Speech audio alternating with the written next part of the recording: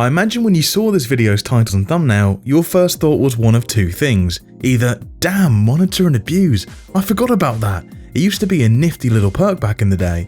Or, what the bloody hell is monitor and abuse? And to be honest, I don't blame you for having either of those thoughts, as this perk has completely faded into obscurity over the years, with its present day version being nothing but a hollow shell of its former self, and things could get even worse for it in the future, as a completely different perk, Furtive Chase, could be getting a rework which has potential to simply outclass monitor and abuse altogether. But I don't want to give you the wrong idea here.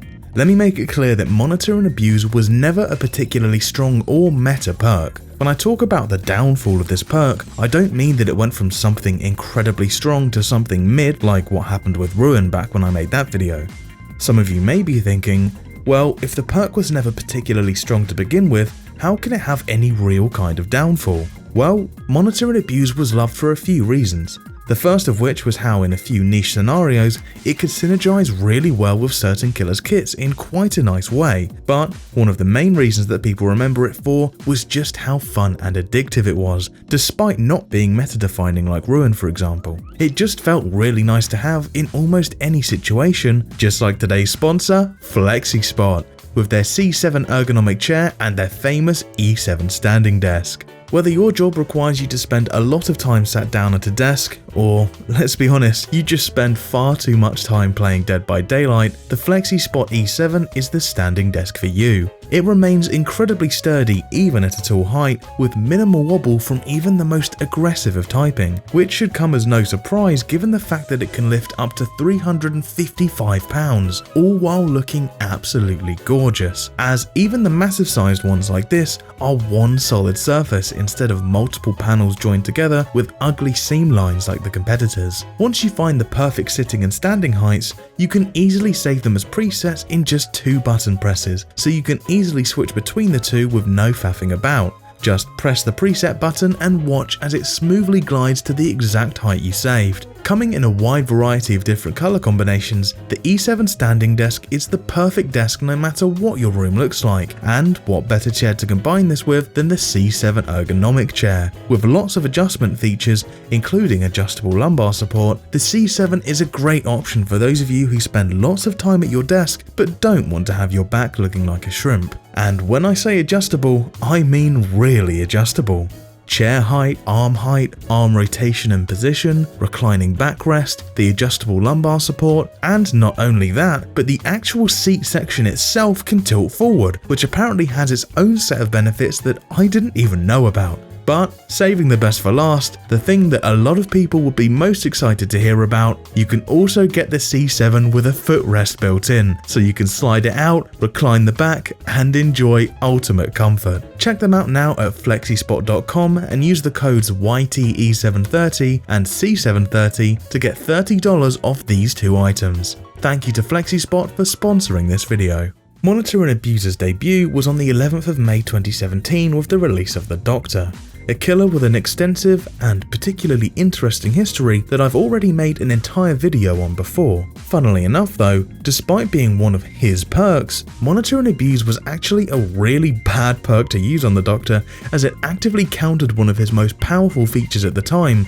his passive static field that allowed him to find survivors easily. You see, Monitor and Abuse's main effect was reducing the killer's terror radius to 8 meters smaller than default, allowing the killer to get closer to survivors before they're given a heads up. Once the chase starts, it would then increase your terror radius to 8 meters bigger than default, potentially spooking other survivors off gens, making them think you're closer than you really are.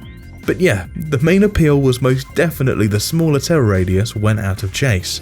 But in the Doctor's case, since it would reduce his terror radius when out of chase, which is when he'd most likely want to find people, and since the passive was tied to his terror radius, this meant that the perk would make him less likely to find people. Okay, so who did this perk work well on? Well, aside from a smaller terror radius just being a nice thing to have in general for everyone apart from the Doctor who needed a big terror radius for his passive, and maybe Wraith who could completely get rid of it at will, it was Michael Myers who synergized with Monitor and Abuse the best out of everyone at that time. Serving as the game's quintessential stealth killer at the time, when in Tier 2 of Evil Within, Myers would have a nice and small 16 meter terror radius by default, and Tier 2 is where he'd be for most of the match. So if you take that 16 meter terror radius and add Monitor and Abuse into the equation, it gets completely halved to a tiny 8 meters. And if you also brought in the Dead Rabbit add-on, that would bring it down even further to just 4. This would make his terror radius practically non-existent without keeping the plethora of downsides Tier 1 has, like the non-existent lunge and reduced movement speed, allowing him to often get free injuries. Or, if you 99%ed your Tier 3, it would be an insta-down with practically no pre-warning. Okay, I know it doesn't really seem like anything special in the current landscape of the game where loads of killers have complete stealth included in their base kit, as well as other abilities like ranged attacks and teleports, but back then it was quite nice. Of course, even back then it was no nurse level threat, but still, it allowed Myers to be a true stealth killer without staying in Tier 1. Monitor and Abuser's next highly synergistic killer would come 8 months later on the 23rd of January 2018 with the Pig, another stealth killer, but not for the exact same reason as Michael Myers. Yes, the Pig was a stealth killer, but she could completely remove her terror radius at will, so this wasn't just a simple case of trying to get the smallest terror radius possible like with Myers. But just like Myers' Tier 1, the Pig's crouch mode also had downsides, the biggest being her significantly reduced movement speed. While back in the day Myers' Tier 1 was only 105% speed, the Pig's crouch speed was even lower at a measly 90%, which was even slower than the nurse. What this meant was that while crouching was a great way to sneak up to survivors working on gens and get some surprise hits, it would also waste a lot of time if she spent too long in this mode, as she'd be patrolling the map at a slower speed than a blinkless nurse. In order to find a balance and min-max these strengths and weaknesses, players quickly figured out that Whispers theoretically synergized very well with the Pig, since Whispers had a 32 meter range compared to the Pig's 28 meter terror radius. The plan was to walk towards a gen with Whispers, and if it lit up as you approached it, that was confirmation that somebody was working on it. So as soon as it lit up, you'd start crouching, so you removed your terror radius just before the survivors would have heard it. This meant that you wouldn't waste your time patrolling to a gen without anybody on it, and you'd have an indicator telling you when to crouch, so you didn't spend any more time than you had to with that reduced movement speed.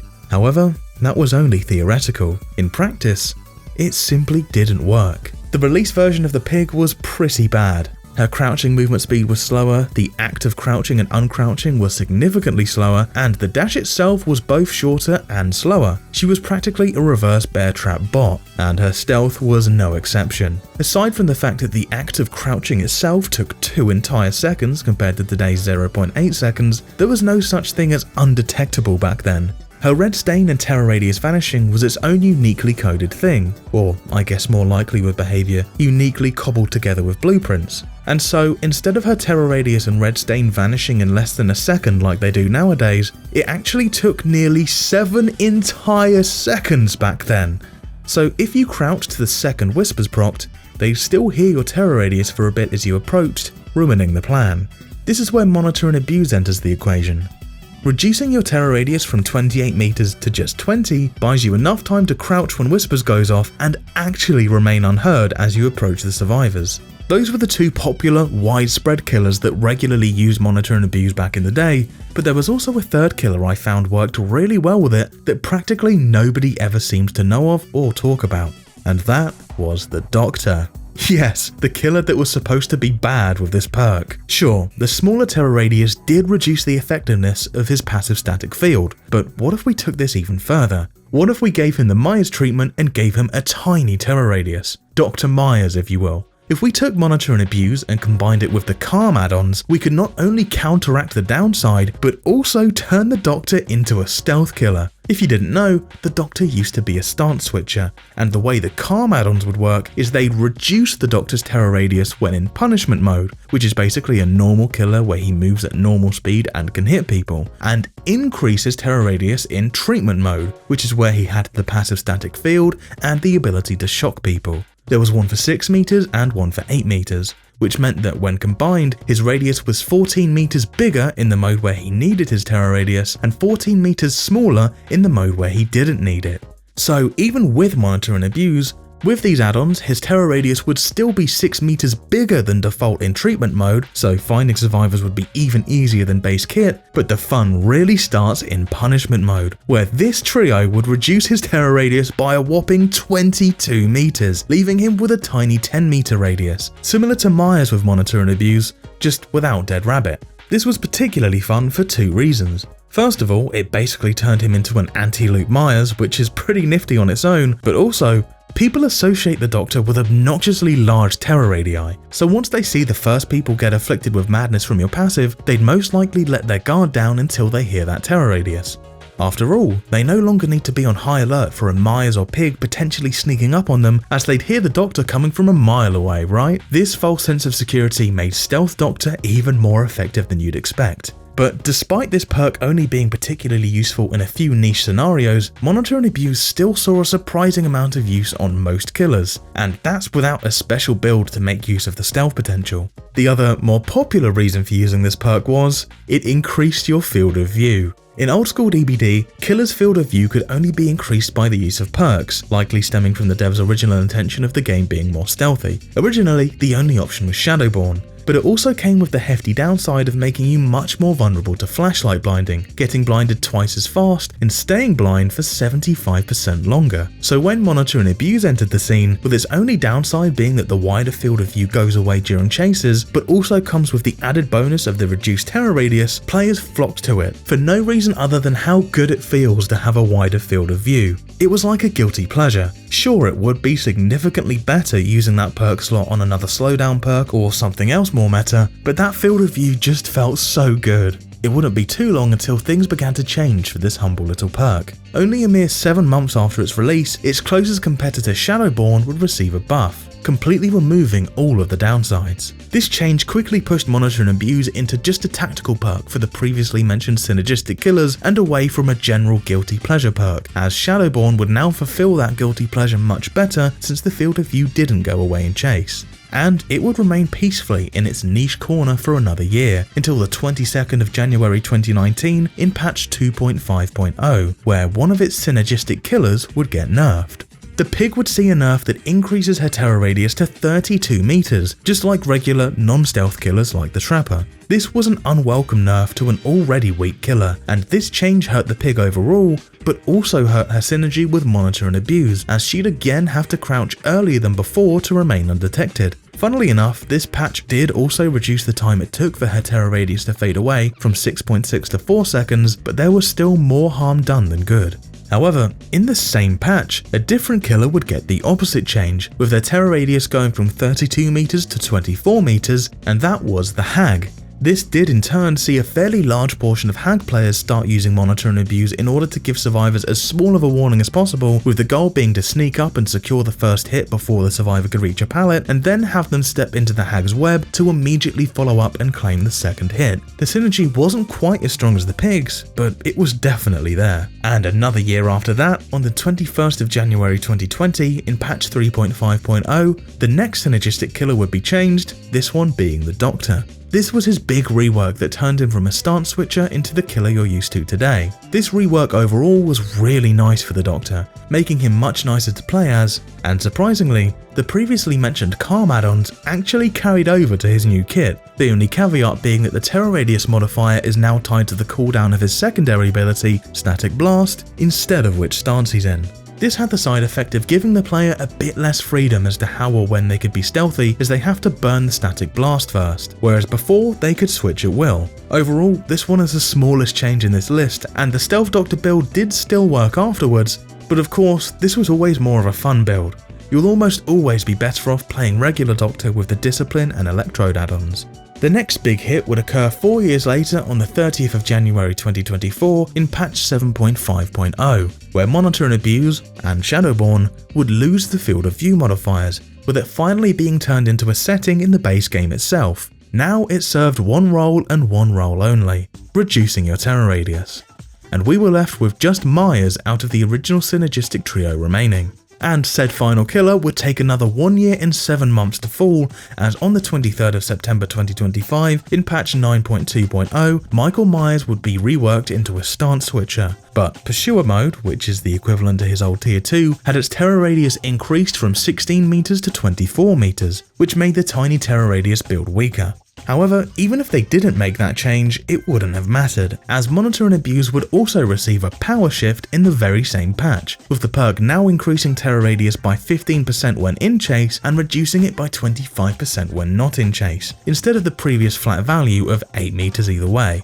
For your standard killer with a 32 meter terror radius, that stays the same as before at 8 meters of reduction. But it's not them that the perk is most useful on, it's the ones that are already smaller to begin with, like 24 meters for example. That's now only 6 meters of reduction. Not long after the Myers rework, they were forced to give him numerous buffs due to how awful he was, and one of those buffs was them reverting his terror radius in Pursuer mode back to 16 meters, which means that Monitor and Abuse only reduces it by 4 meters. Add Dead Rabbit into the mix and that's only 3 meters. But to be honest, the perk is completely redundant on Myers now since he can just change to Stalker mode and completely eliminate his terror radius at will.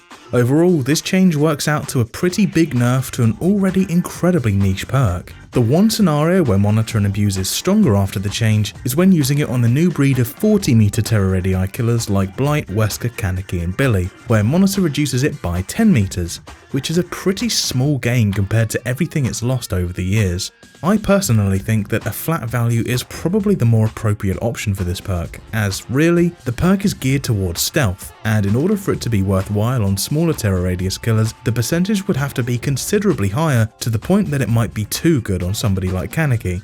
Of course, over the years there have been more killers added into the game and other related changes, like the Pig had her terror radius changed again back down to 24 meters, but also got given undetectable instead of her unique terror radius fading, but with the new version of Monitor, the impact is smaller than before. But with the video already being this long, I can't talk about every single related change.